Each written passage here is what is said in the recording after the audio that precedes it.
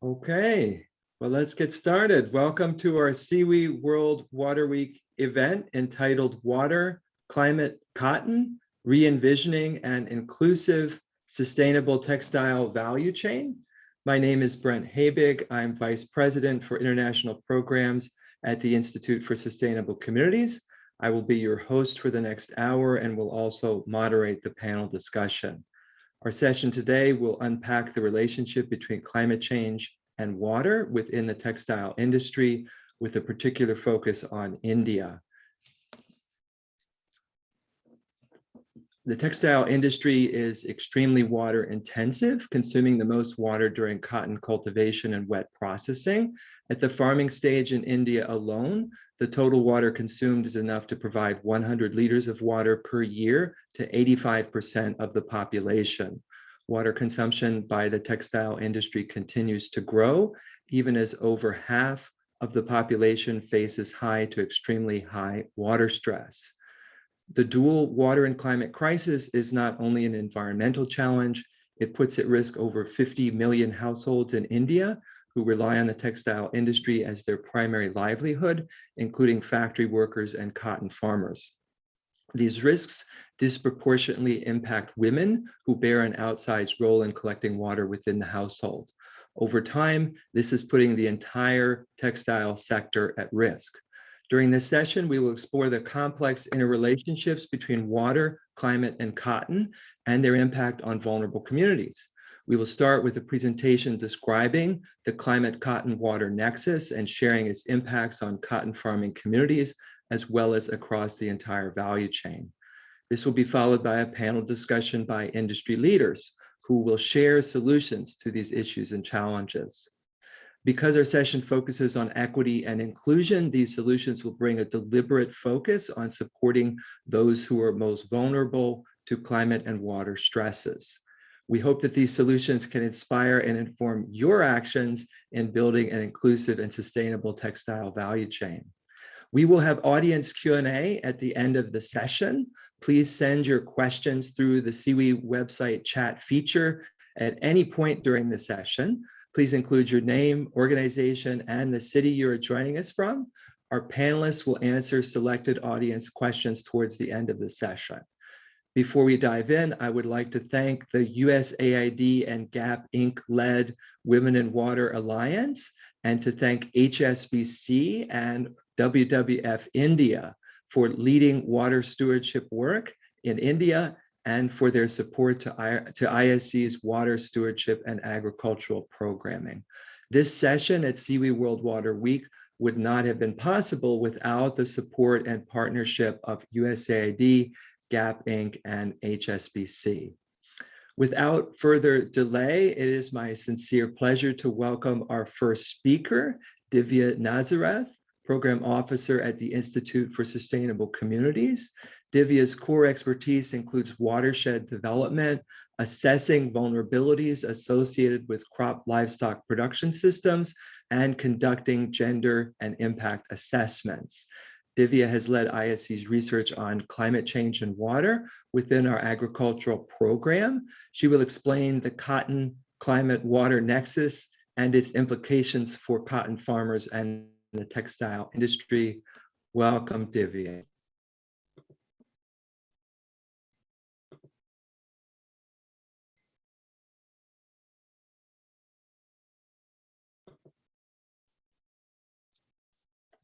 Just give Divya a moment to get her screen going. And you are still muted, Divya. Yep, sorry about that. Thank you so much, Brent.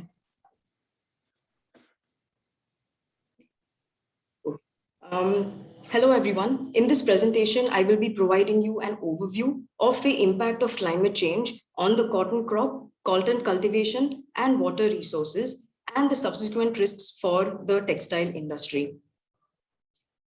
So disruptions in the total amount of rainfall received and the distribution of rainfall will impact and worsen India's already ongoing water crisis that is plagued with concerns over the quality and quantity of water. Now, effective water management, both on the demand and supply side, is required. If left unaddressed, then rural livelihoods will get destabilized, Industries that support the livelihoods of millions of people will face significant risks, and already vulnerable populations such as women and children will bear a disproportionate impact, such as increased exposure to waterborne diseases and traveling longer distances to access water, among others. Now, let's come to cotton and the textile industry most specifically. Now, cotton is a very important commercial crop for India. India is one of the largest cotton producing countries in the world. And from the economy point of view, cotton is vital. From an agrarian perspective, 6 million farmers in the country cultivate cotton in diverse agroclimatic conditions. And from an industrial perspective, between 40 to 50 million people are engaged in the trade and processing allied activities. In this context, we at ISC undertook a study that wanted to understand what are the impacts of climate change on water availability, cotton cultivation, and the livelihoods of the farmers at the farm level. So what we did was we took the cotton crop and we stripped it to its basic stages. And for every stage, we analyzed what the specific climate and non-climate risks were, how these risks impacted the cotton crop and farm operations, and what was a vulnerability of farmers based on their ability to cope and respond to these risks. We also looked at differential vulnerability. Most specifically, we looked at how rain-fed, irrigated, and women farmers varied in their exposure to climate risks and adaptive capacity. The purpose of undertaking this study was to understand the risks to the textile industry and what type of climate action was required to build the long-term resilience of cotton farmers. Now, central to our approach were three main components. The first was remote sensing, where we used NDVI to assess the health of the crop at each of its stages. Secondly, we looked at climate analysis. We basically analyzed trends in rainfall and temperature for a 60-year period. We looked at historical trends from 1989 to 2018, and we projected trends in temperature and rainfall for the upcoming 30 years till 2050. Lastly, as part of community-based vulnerability assessments, we undertook two main exercises, which included a cotton risk mapping and a cotton risk ranking exercise, which was individually undertaken with rain-fed, irrigated, and women farmers. Now, the way we interrelated each of this component was, we looked at NDVI to tell us exactly which stage of the cotton crop was most vulnerable to climate change. We then looked at the climate data to tell us what the weather conditions were at that point in time that caused the crop to respond in such a negative manner. We then correlated these findings with farmer experiences to understand how these risks that was indicated by NDVI and climate analysis manifested in the field, and up to what degree farmers were able to cope and respond to these risks. So we undertook this study across two Indian states, Maharashtra and Madhya Pradesh, and a total of 8 districts were covered, 6 in Maharashtra and 2 in Madhya Pradesh.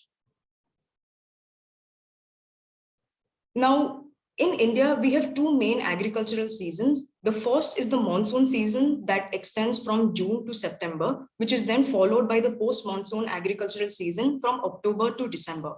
Now, cotton is a long duration crop and basically covers both these seasons. So sowing is undertaken in the month of June and harvesting commences from October onwards.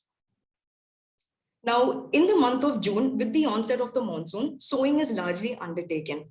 Now, interactions with farmers revealed three main risks. So farmers had said that first, there was a delayed onset in the monsoon, with the initial spell being extremely light. This was followed by 2 weeks of dry spell, then followed by high intensity rainfall. Now, these three risks put together was causing germination loss to a very large scale at the farm level. So the germination loss was mainly experienced by rain-fed farmers due to dry spell, and loss was also experienced with irrigated farmers because high intensity rainfall created waterlogging conditions, which then ruined the crop at a later stage. Now, in the month of July is when the crop starts emerging. Now, in this month, the main activities that are undertaken by farmers are application of fertilizer, spraying of micronutrients, and weeding. Now, the main risks in the month of July two main risks were erratic weather patterns. So first, if there is no rainfall, it is extremely hot and the soil becomes extremely hard, or there is too much of rainfall that is causing waterlogging conditions in the field. Now, these erratic weather patterns were plunging the cotton crop into stress. Now, under both these conditions, farmers cannot apply fertilizer because if the soil is too hard, the crop is unable to uptake the fertilizer, and under waterlogging conditions, you cannot apply fertilizer because leaching happens. So up to 30 to 40% of crop loss was reported in this month due to nutrient deficiencies. And this, mind you, is just 2 months into the cotton season. Women farmers added that due to waterlogging conditions, it was extremely unsafe and difficult for them to actually venture out into the fields and undertake weeding. The months of August and September are peak pest attack months. So the main activity that is undertaken by farmers is spraying of pesticides. But what is happening here is in the month of August, even though there is a decline in the total amount of rainfall, extreme precipitation has increased. And in September, the total amount of rainfall in the month has increased. Now, when there is too much of rainfall in the month, a farmer cannot spray pesticides because even if he or she were to spray, the rainfall would just wipe the pesticides off the plant. And additionally, increased rainfall was causing a lot of fungal diseases in the crop. Now, in the month of October, the crop goes into the major phase of ball formation. Now, the balls then later open and produce cotton. So in the month of October, two main risks that were identified was high temperature, which was causing the crop to shed the balls. And now if the crop is going to shed the balls, this will have a direct impact on yield. And the second risk was attack of the pink bollworm. Now, the pink bollworm is particularly problematic because in addition to consuming the lint of cotton, it also eats cotton seed, deteriorating quality. Now, in the month of November is when harvesting starts, and the main climate, now ideally, you should experience some sun here, but what is happening over the past 3 years is continuous rainfall. And with nil sunlight, the cotton is unable to dry up. Now, increased moisture content in the cotton deteriorates quality. And increased rainfall in this month is also manifesting in ball rot disease in the crop, which turns the cotton from white to black, therefore eroding the quality of cotton further. Now, if you look at the climate conditions, basically, they're completely opposite to the requirements of the cotton crop, and they are hampering farm operations. Now, what this means for water management is the distribution of rainfall has affected, which will then have implications on how we harvest rainwater and manage it. These are few pictures from the field where you can see an increase in pest attacks on the left-hand side, and you can see the attack of the pink bollworm on the cotton crop. These photos were taken in November 2020 during the last cotton season. And this is how the quality of cotton is getting deteriorated in the field. These are pictures from Yavatmal and Jalgaon districts. Now, let's have a look at the coping and adaptation strategies that are adopted by farmers from the risks that have just been mentioned. So now, in response to the late onset of monsoon in the month of July, farmers are now increasingly dependent on groundwater to supplement irrigation. Now, the germination loss that is being experienced in the month of June, in response to that, farmers are now undertaking sowing up to multiple times due to repeated germination loss. And in Maharashtra, we found that farmers were sowing up to 3 times, thereby increasing the cost of cultivation. Now, in the month of July, because of waterlogging conditions and women are unable to undertake manual weeding, farmers have now resorted to replacing manual weeding with increased use of weedicide.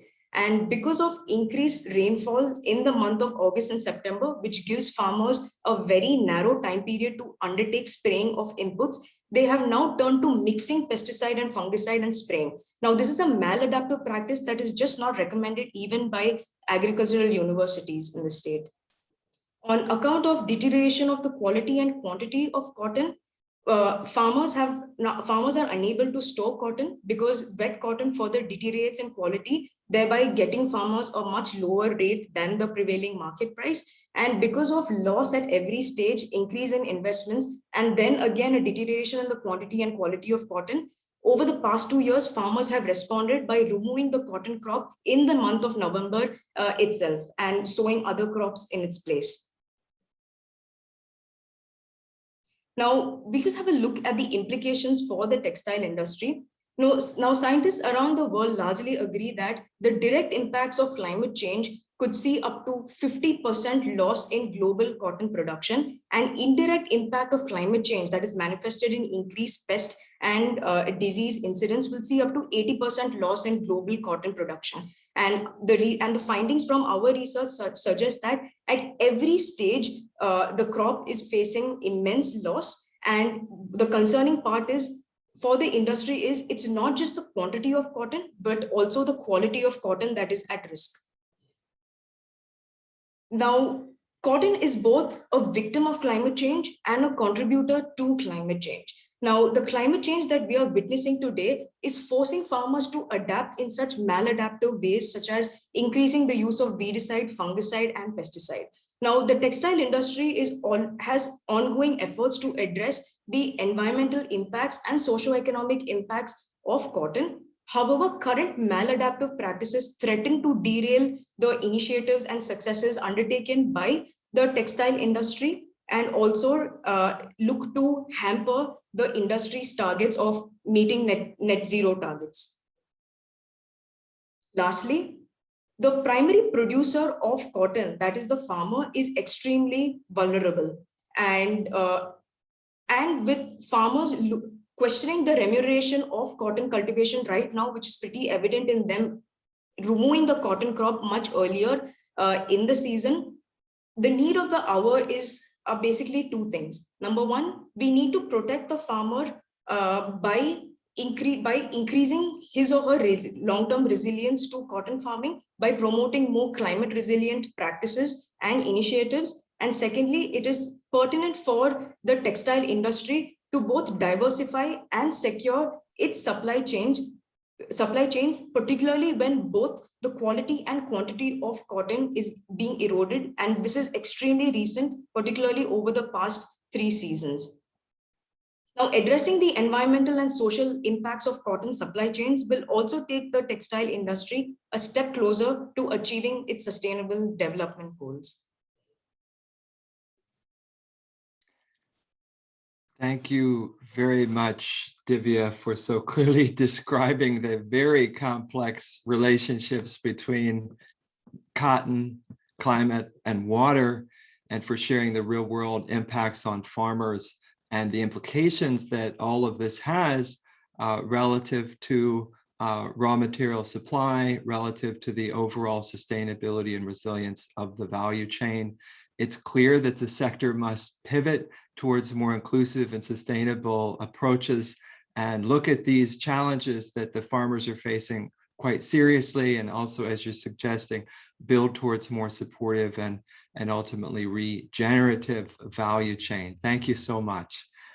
With this context, we will now pivot to our panel. I invite our panelists to share solutions that the textile industry is already implementing to strengthen the water and climate resistance of cotton communities. All of our panelists are leaders in the textile industry. To share perspectives of a global brand, we have Lisa Hook representing Gap Inc. Lisa is a senior manager on Gap Inc.'s global sustainability team, where she focuses on water strategy and leads the USAID Gap Inc.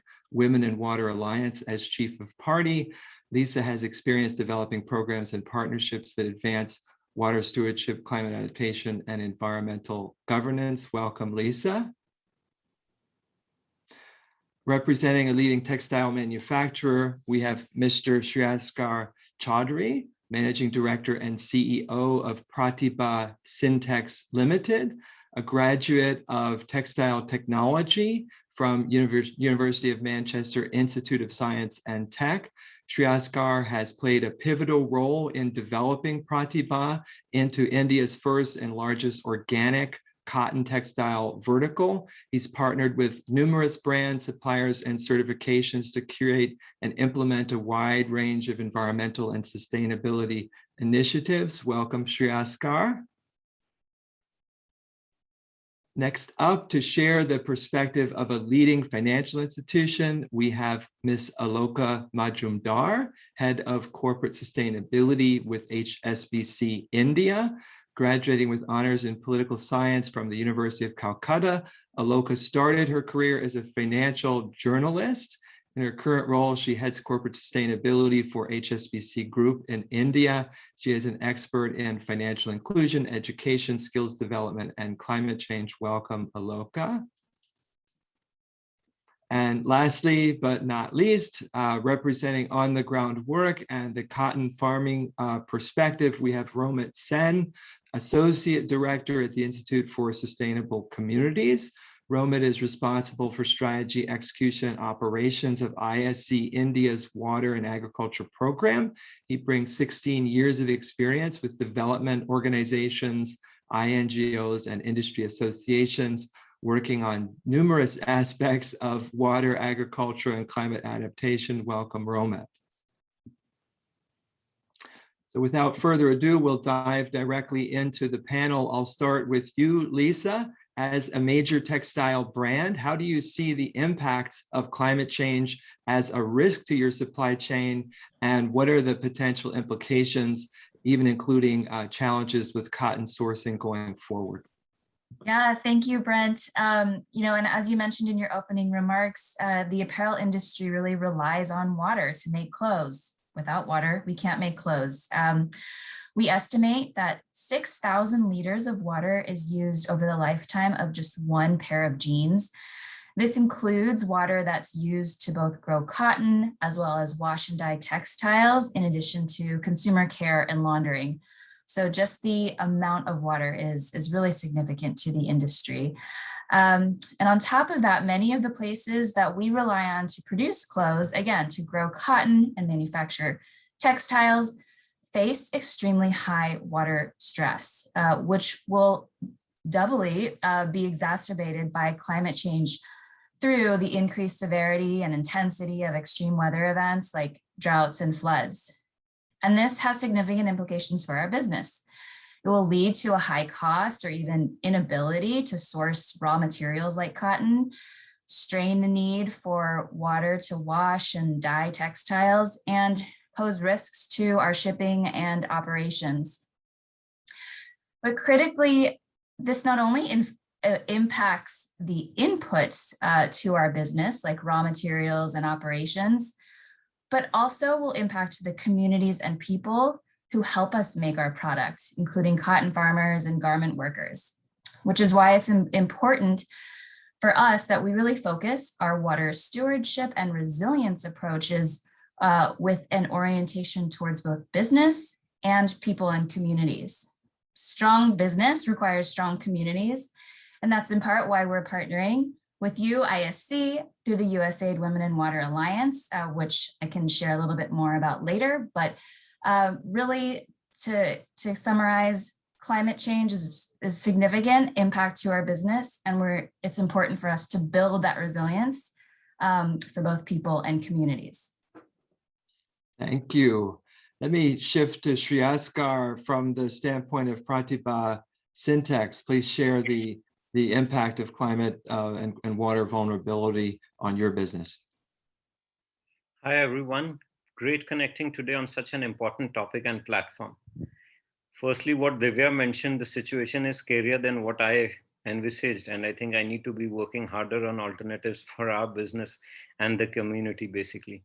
We are based in central India, the heartland of India, and it's a major cotton producing belt. Thankfully, over the last 15 years, this region has become the largest organic cotton supply, with almost 40% of India's organic supply and 20% of the global cotton supply, organic cotton supply. Some of what we say, we are as strong as the weakest link. Over the years, we've seen the last 10 years, the yields have reduced, the costs have increased significantly, the labor required at the farm has increased, and as again Divya mentioned and yourself, the women and the kids, really the hardships that they have to go through to get water is unimaginable. And we work with 35,000 farmers in this belt, and I have witnessed some of that myself. Owing to this climate change, we've seen the productivity and the quality going down. And the farmers, especially more than 70% of the farmers in this belt are small and marginal farmers owning less than 1 hectare of land. So the overall income level for these farmers is, we did a survey over 4 years ago, and after having worked with over 19 years with these farmers, we realized the impact that we were having on their lives was minimal, because the income increase or the impact that we could do just by focusing on cotton was minimal. And as the yields were lower, they were looking at alternative crops, looking at moving out of farming completely. And our belt, being a home for cotton and textile manufacturing, would really lose its competitive advantage. And that would be the same for us, having to source from cotton from other regions and often importing the cotton as well, leading to a significant increase in operating costs. So the way we went about, and just to give you one example, with Manglia Dev from the tribal belt of Jhabua, where we work with farmer who owns just over 1 acre of land and with less than $1,000 income level. So we worked with him to reduce, with our extension team, to reduce the operating cost, managed to increase the yield, specifically focusing on multi-cropping. So increase their income level by 4-fold, and buying the seeds from him and providing to other farmers. So unless we are to focus on that, besides our own crop requirement, which is cotton directly, we would not really have cotton also for our business available. Right, right. Yeah, think about it more holistically as far as all of the income alternatives that are necessary due to these challenges. Thank you. Aloka, so share from the HSBC perspective, how are you assessing climate risks, not only from a portfolio perspective, but also relative to your philanthropic priorities? Right. Thanks, Brent, and some very, very important points made by the speakers, and also, how complex and, the problem is. Now, broadly as a financial institution, we need to manage the risks for the financial services we provide to our clients, right? Our clients will be Sri Askar, our clients will be GAP, etc. So there will be, I'm just saying, so for any financial institution, we need to manage the risk. And this is to avoid, the unacceptable impacts on people and the environment. And this is something that, we at HSBC, we have realized, and this is something we've been working now for quite some time. We defined, sustainability risk under 2 buckets. One is environmental, where, the activities could have activities that would adversely have an impact on the environment in a material manner. And the second is, of course, the social risk, where the activities would adversely impact people and communities.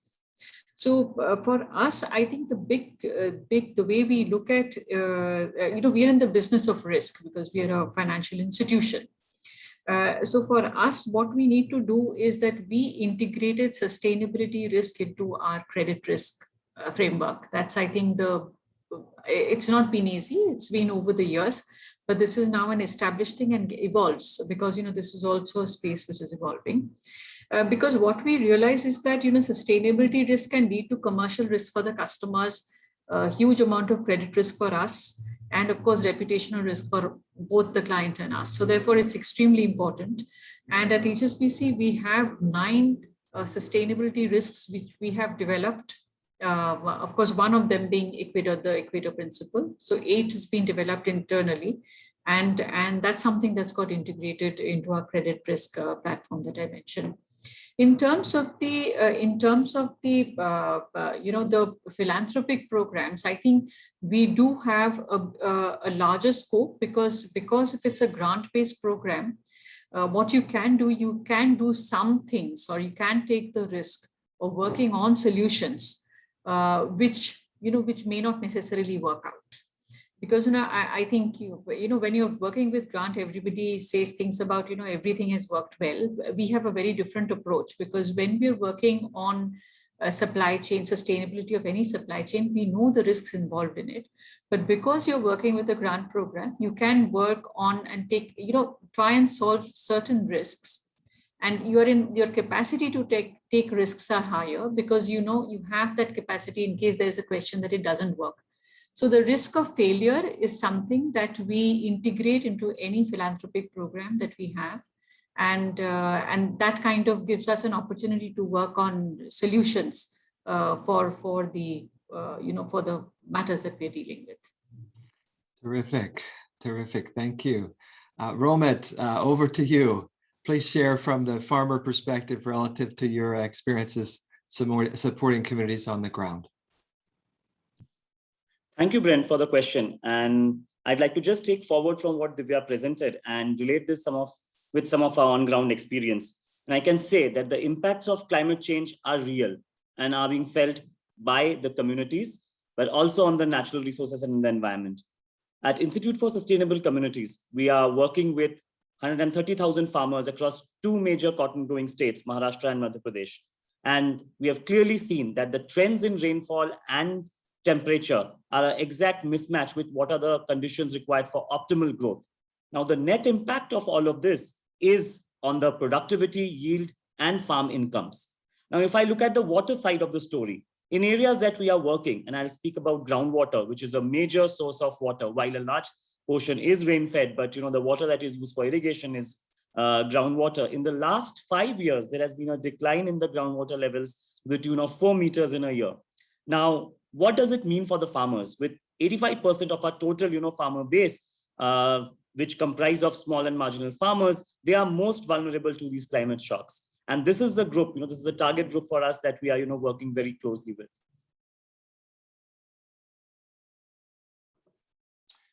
Thank you. Well, so we've heard a range of perspectives here in terms of the challenges that the climate and water crises are having on the textile value chain, from farmer perspectives, supply challenges, financial risk, and even the need to come in and be risk-bearing from a philanthropic standpoint. Let's now pivot to solutions. And if you guys can quickly share, this is what I'm excited about for you to share, solutions that are working, maybe take a minute or two each and share a summary of some things that you're working on that are effective. Aloka, happy to start with you, back to you. Sure, yeah, thanks, Brent. What we have realized that, as I mentioned in my earlier comment, that is pretty complex. And when we started work in this, and we have been working with both WWF and ISC in this, and we have a very large scale program that we've undertaken working with 50,000 farmers in Maharashtra. And what we realized that the interventions will have to be much more integrated. There are several elements to this. And what we are looking at when we conceptualize this program, I think we were looking at the entire value chain. So starting from the farmers, who were the producers, with the mills, spinners, etc., and finally to the spinners, and then to the mills. So the entire value chain is what we were looking for. The elements that we had in this program, of course, the water stewardship that both Romit and Divya spoke about, and I really can't re-emphasize the relevance of that component in this program, which is extremely critical, particularly from the Indian context. Then, of course, there is the issue of improving your cotton production and farm economics. That's another element of the program that we worked out. The third, of course, is the socio-economic development, which is again a very, very important point, which Shreyas also mentioned, because the farmers in India, you have a large number of women also engage in farming, and therefore that's a critical thing where one had to intervene. An interesting thing is we are trying to see using blockchain in building a traceability tool. Now, it will be interesting to see how it goes. It's a bit ambitious, but this is something that we've done. We've always seen that any traceability tool in any particular value chain, it's a very complex matter, but this is something that we have embarked upon, and I know that the ISC team is working very closely on this. So we'll see that how it works. And then the last is, policy level engagement. I think, large scale programs, when it comes to this, there's going to be, because, we are one of the largest cotton producing countries in the world. Now, the fact is that anything that impacts the sector in such a large scale, there has to be policy changes as well. And I think large scale demonstration projects also helps in deliberating and engaging with the government for the required policy changes. It doesn't happen overnight, but I think we do value the importance of documentation, research for us to be, to actually work in that policy level engagement, and that something is also part of the program. So I'll stop here, Brent. Terrific. So covering the entire value chain, water stewardship, tech, blockchain, policy, very inspiring. Shreyas, let's move back to you. I'm sure everyone would love to hear about your project Vasudha, and you touched earlier on your work with cotton farmers. Welcome you to share more details about that. Well, we know organic farming reduces global warming by 46%, blue water consumption by 91%, acidification of land and water by 70%, primary energy consumption by 62%. This is all data available on Textile Exchange and for anyone to see. More specific to what we are doing at Pratibha and our project Vasudha, the biggest challenges that we see really, as Romit also mentioned, is depleting water table and farmers really relying on tube wells, although the government has worked immensely in creating water canals and access to water. But more usage of more water has also led to more pest attacks and other challenges that we've seen, unfettered use of water.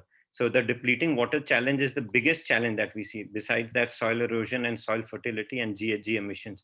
So we have been focusing with our farmers really on more crop per drop, using drip irrigation, multi-cropping, tree plantation, water embankments, and water ponds, and have invested considerably, especially as a multi-stakeholder initiative, working with various foundations in that region, working with the farmers, the women self-help groups. And we've seen tremendous results that have come up, especially the farmers' dependence on groundwater. So multi-cropping really has, over a period of time, improved soil fertility, increased the income for the farmers considerably, and the porosity of the soil improves, thereby the retention of the water is greater, so the need is considerably reduced. By working on regenerative organic agriculture, we've seen where we've done a pilot with 3,000 farmers just now. So the soil carbon sequestration, again, the biggest challenge that we're seeing globally, that is being addressed to a certain level. And by multi-cropping, again, on marigold, we've seen the income levels increase by 60%, whereby increasing the overall productivity. Biogas is another challenge that we have seen, especially for women and kids at home. So by doing biogas instead of burning wood, which our Honorable Prime Minister has also been promoting, but in a lot of these remote villages, there is no access to LPG right now. So biogas is the best alternative that we are seeing right now. So these are clear wins that have come across in our last 10 years of working with the farm.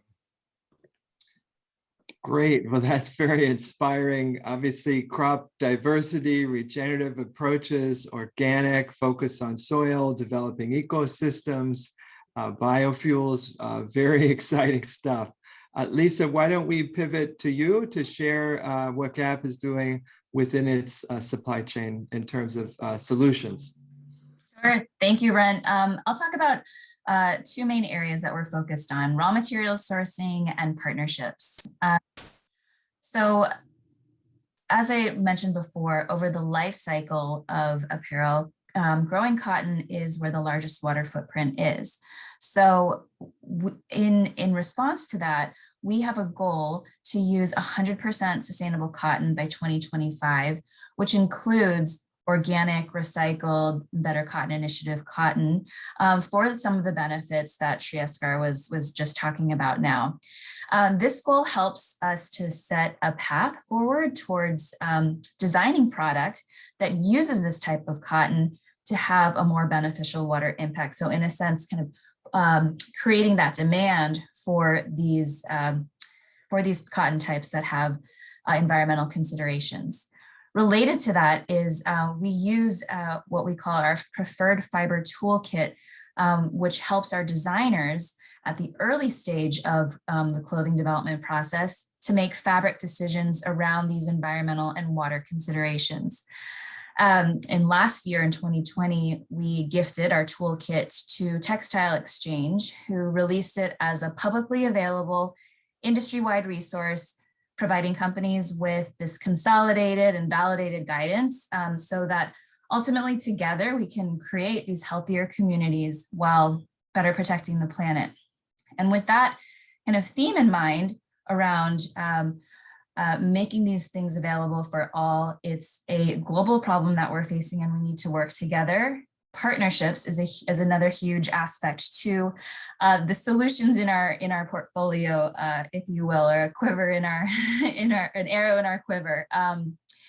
We have a public-private partnership with the U.S. Agency for International Development called the Women in Water Alliance, which we're partnering with you, among other nonprofit partners, ultimately to work in cotton growing and textile manufacturing communities in India to build the resilience for women and communities through improvements to water access, sanitation, and water management. And a lot of the great work led by ISC is focused specifically on supporting cotton farmers to help implement water stewardship best practices, reducing water use and chemical pesticides, and importantly, helping us to understand the challenges through studies like the ones that Divya just presented. Thanks so much. Okay, so actions within the supply chain and partnerships. That's a terrific dual-pronged approach. Romit, welcome your thoughts as far as ISC's work with communities. What solutions is ISC supporting that you found to be effective in mitigating climate risks and building resilience of cotton farms? Thank you, Brendan. It's very exciting to be sharing the dais with Aloka and Lisa too, who've been our close partners in our work. So as part of our program interventions, we are looking at 3 broad approaches. One is to reduce the environmental footprint of cotton. And we are all aware of the large footprint that cotton has by virtue of the water the amount of water that it uses, the fertilizer that it uses, and the pesticide that it uses. So our effort is towards reducing the footprint. And second is also towards enhancing the sustainability of water sources. Now, agriculture as the largest user of water, and the farmers who use water need to understand where does their water come from, which is just beyond a well or a tube well or a river. How does that whole ecosystem of sustainability of water resources play out in a catchment or in a given watershed? And our efforts to increase water literacy, to promote good operating practices, package of practices that reduce the footprint, that enhance the sustainability of water sources is an important area of work. Before I close, I'd like to speak about the engagement with women, because they play a very important role in the cultivation of cotton. 5 major operations are led by women. The vulnerability of on the woman is immense. So we are working with women to create a cadre of extension workers, and also to look at the whole approach of how do we enhance the income generation abilities of women, through aggregation, through formation of SHGs, strengthening FPOs, looking at setting up enterprise for biopesticides and biofertilizers.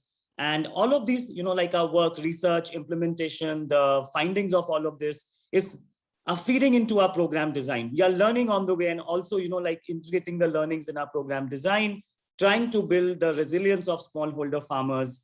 And I think one more point is about, partnerships, as Lisa mentioned, with the local government, with agencies that work there to build long-term strategies for climate action. Terrific. Thank you, Romit. So with this, we're nearing the end of our session. I want to invite each panelist to offer a closing comment before we hopefully have time for at least 1 or 2 questions. So as business leaders, how do you exert your influence beyond this session and beyond your individual role within your company? If you can, in 1 sentence, describe your call to action for the sector at large to accelerate and drive larger coordination in terms of supporting change at scale towards greater inclusion and sustainability. That's a lot to ask, but let me start with Srihaskar. You have the floor. Thanks, Brent. Asking in 1 sentence is really a lot to ask first. If anything, the pandemic has really taught us that either we all win or we all lose. We have really come together globally in this hour of crisis. And I can't just share the amount of support that I've got from people all over the world when we try to make PPEs or masks or everything. And the industry, the government, everyone have worked seamlessly. And that is because the impending challenge was very, very visible. Climate risk is not so visible to us on a day-to-day basis, but it is there and it is really tangible. And we need to come together and work together for that as much as we did for this pandemic. At Confederation of Indian Industry, so in one sentence, if I have to say, no amount of collaboration is enough. And at Organic Cotton Accelerator that I am on the board, or Confederation of Indian Industry, where it's a multi-stakeholder initiative where all the industries are really coming together to find sustainable solutions. So I would urge all industry members to really come together, collaborate. And we have the solutions. We just need to work together. Thank you. Aloka, over to you.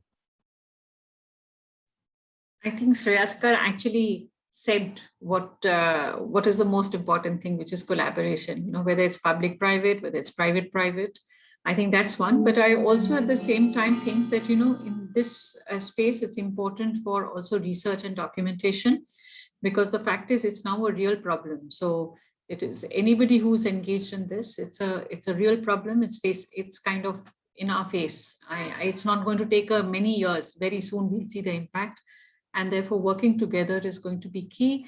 And also documentation and research is also going to be key for us to look towards the right solutions.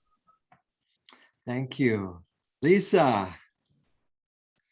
Thanks, Brent. My takeaway is really the crux of this session that ISC is hosting, which is an emphasis on what are the solutions to building resilience in the face of climate impacts, especially as we've talked about and highlighted through the significant impacts the apparel industry faces and communities in cotton growing areas. One solution I will offer is this group is also to be looking at, and how we've talked through today, the opportunity to leverage the strengths of the private sector across the entire business. So thinking about solutions through product design and sourcing decisions, through partnerships and innovation, as well as consumer and employee engagement. There are a lot of different levers that we can pull, and if we are creative with those, we can go even further. So time is now, all hands on deck. Thanks, Brent.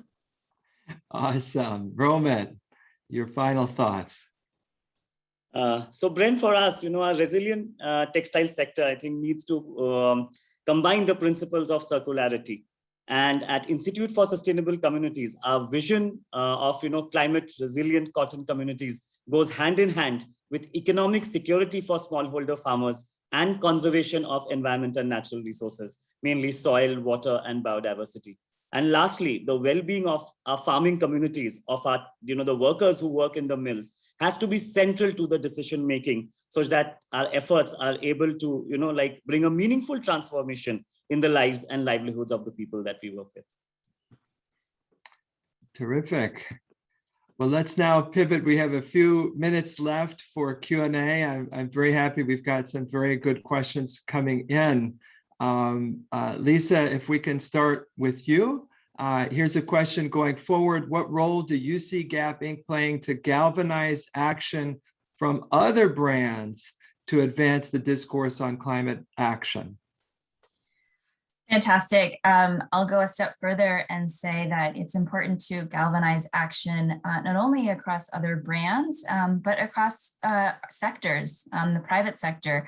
So Gap Inc. is a founding member of the United Nations CEO Water Mandate Water Resilience Coalition, where we are actively in conversations to partner with other corporations, nonprofit organizations, and experts to work together in shared interest water basins to have collective impact. And it's really the need of our times right now to operate in collaboration, certainly as all of our panelists have shared today. So there is appetite, and it's coming, and it's necessary, because one clean fish in a dirty pond does not offer a solution, but it's really coming together and saying, here's where we have that shared interest from the shared basin perspective. Terrific, thank you. Shreyaskar, you are up next. It's exciting to hear about encouraging regenerative agricultural practices have you found a way to measure water impacts or other environmental footprint impacts of those new practices? Yes, we've just started working on that with the independent agency. So that is being done. And we also have the traceability tool from an independent organization to map that out. Yeah. But it's great. early days. I think it will take us another couple of years to really get the data validated and be sure of what we are presenting. Great, great. Well, terrific. You've got the foundation for measurement in place. Aloka,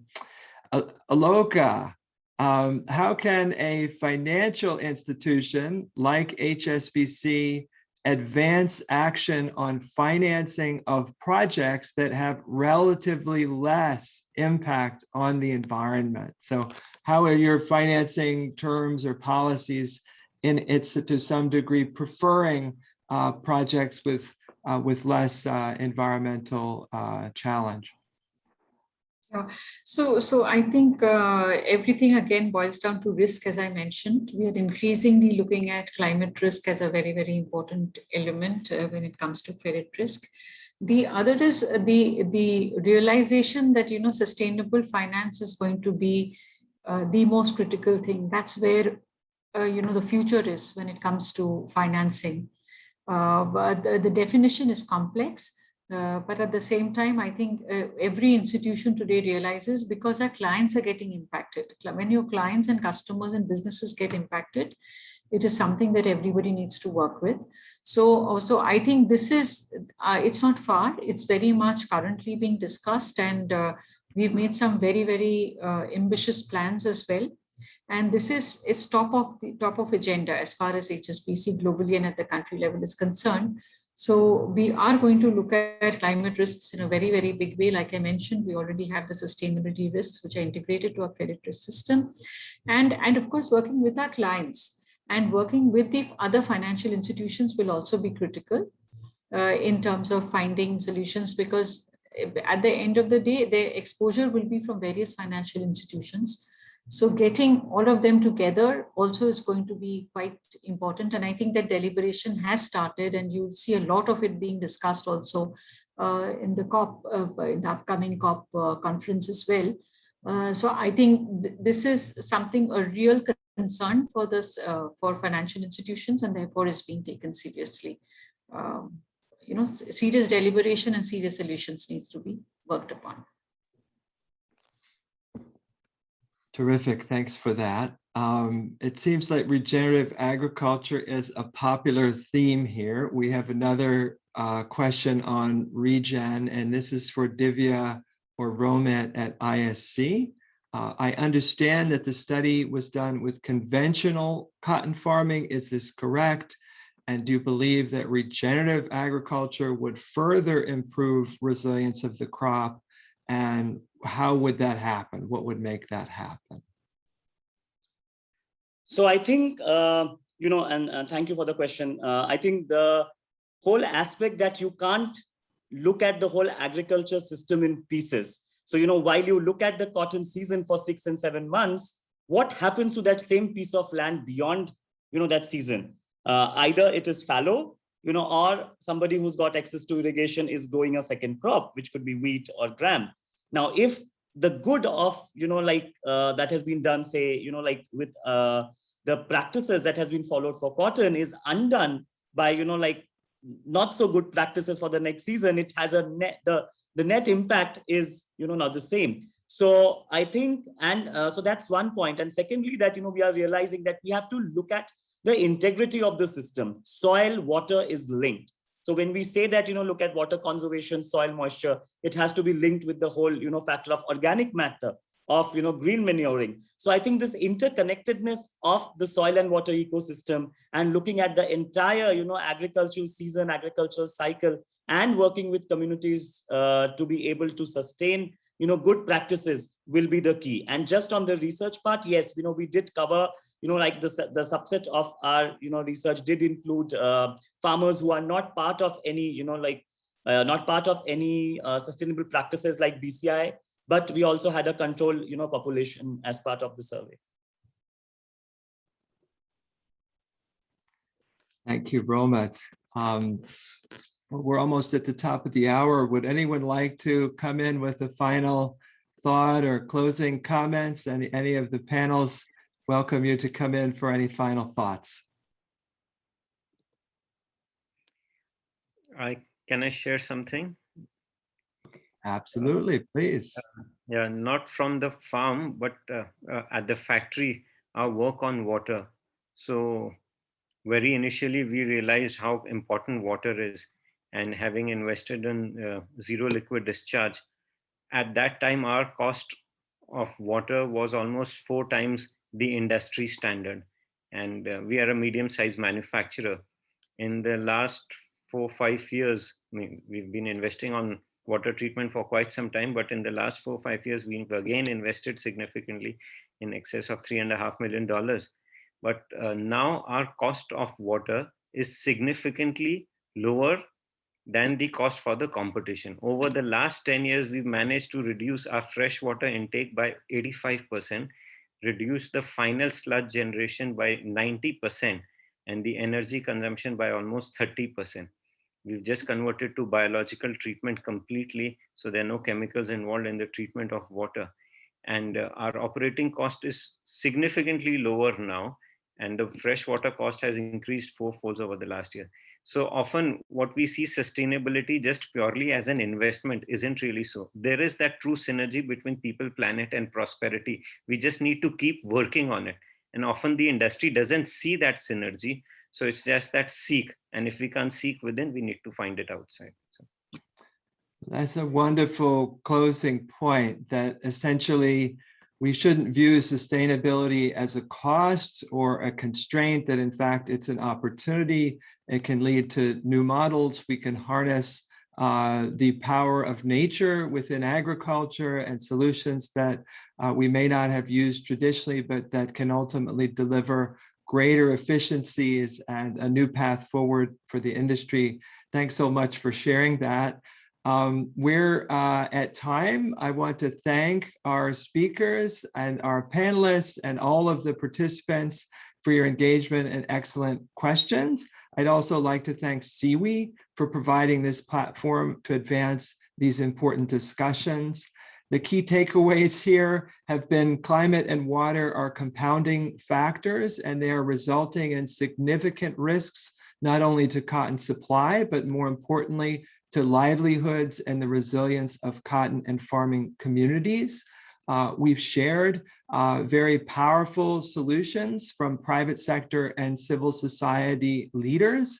And as inspiring as these are, they in many cases feel quite targeted and narrow in their reach and impact. So one of the key points that's come out is that for truly transformative change, we need much deeper collaboration. We need research and R&D.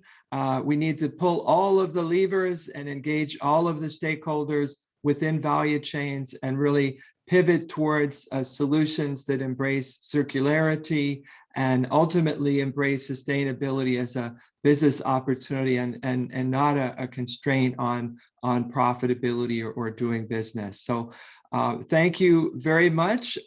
This has been a very inspiring session.